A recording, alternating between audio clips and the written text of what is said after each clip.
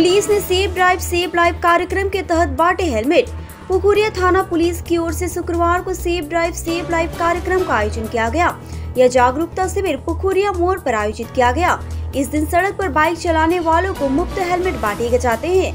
पुखुरिया थाने के ओसी गौतम चौधरी तथा अन्य पुलिसकर्मी मौजूद थे।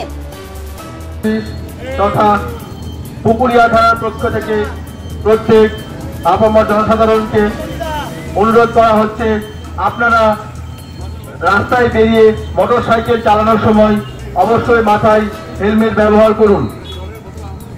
আজ আমাদের পুকুরিয়া থানার পক্ষ থেকে তথা মালদা জেলা পুলিশের পক্ষ থেকে ছোট্ট একটি হেলমেট ডিস্ট্রিবিউশনের প্রোগ্রাম ছিল। সেটা আমরা আমাদের সামর্থ্য অনুযায়ী সময় এবং মোটরসাইকেল চালানোর সময় মাথায় অবশ্যই হেলমেটটি ব্যবহার করুন। সময় মোটরসাইকেল চালক এবং দুজনেই মাথায় হেলমেট পরবেন।